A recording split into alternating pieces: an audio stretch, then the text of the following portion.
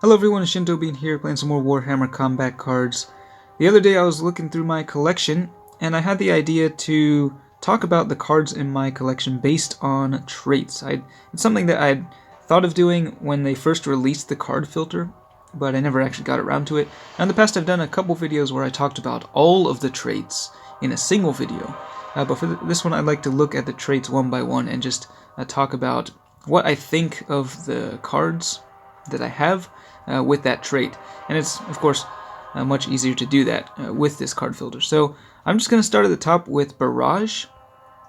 And let me know what you think of this. If you'd like to see more videos like this, let me know in the comments with the specific trait you would like me to talk about. There are quite a few in the game, and I don't know if I'll have the time to go through every single one of them, but if there's one in particular you'd like to see, let me know. So for the first one, we'll start off with Barrage. So here we are with all of the cards with Barrage in my collection, and there are no Warlords with Barrage, but we're starting off with the cheaper ones at the top, and we'll just go through and get to the more expensive ones later on. So up at the top here, we have the Battle Sister for Servants of the Emperor. This is the cheapest Barrage unit at 3 points. I don't really use her very much. I think at this cost, I mean, a 3-point card you can throw into pretty much anywhere, but the cheaper Barrage units like this are mainly just good for getting rid of shields. The area of effect attack. They can hit all 3 lanes, so you can use these to ping the shields down. So sometimes I'll use them. Tau in particular have quite a few Barrage units. They just have less traits overall than the other factions. Lots of ranged units. So yeah, this card, the Eldari Corsair, is interesting because it starts off with only ranged, but then it gets a small melee attack.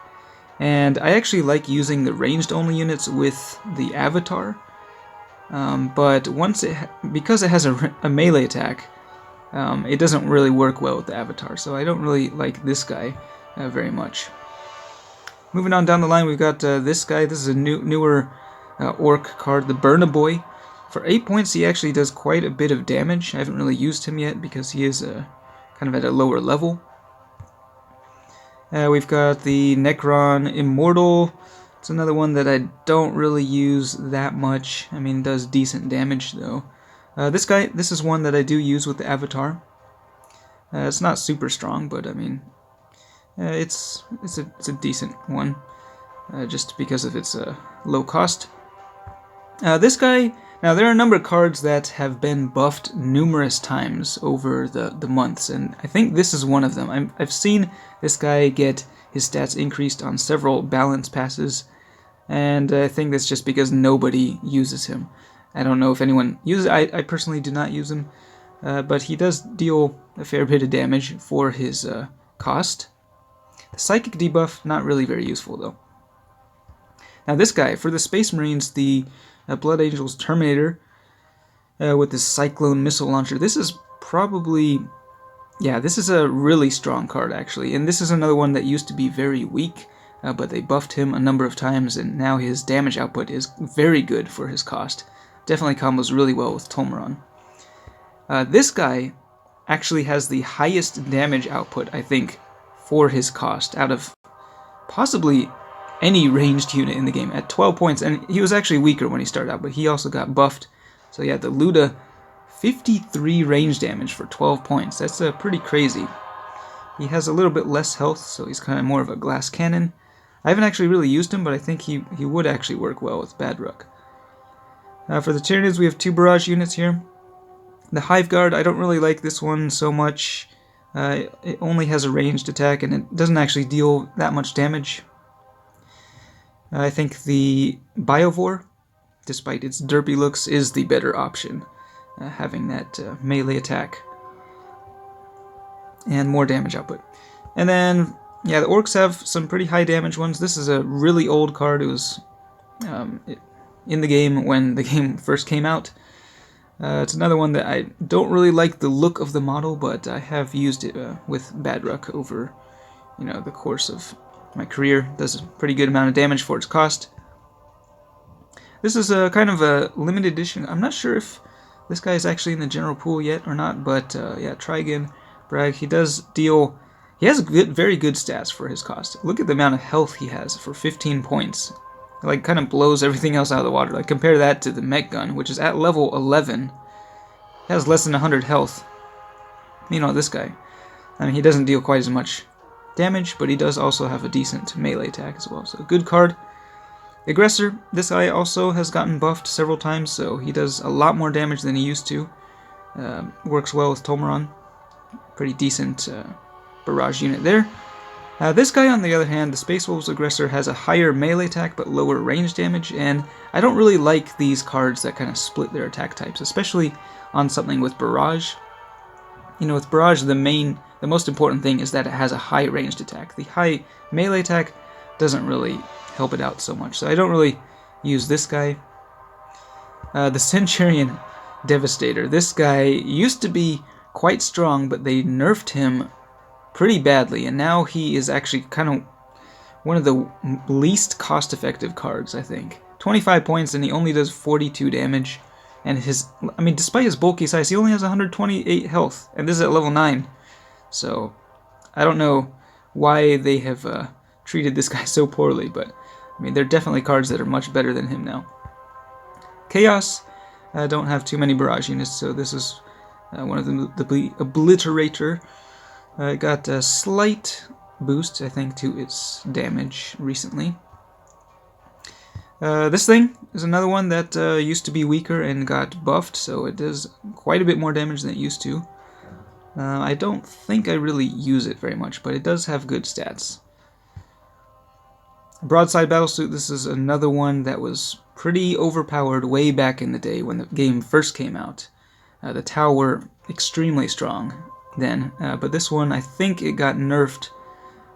Its stats may have been nerfed, but its points cost was increased. So, it's still a decent card, though.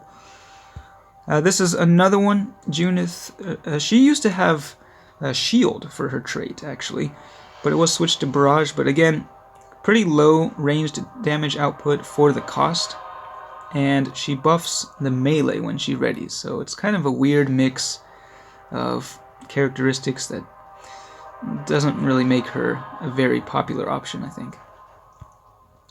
The other Chaos Barrage unit is the Noise Marine. This one only has a ranged attack and psychic debuff. It's kind of an odd card. I have used it a little bit here and there, but it's not really the greatest card. It was actually limited edition also when it came out. Not sure if it's in the general pool or not. So there's that. Moving on to the big guns, though. We're getting to the expensive units, the big game.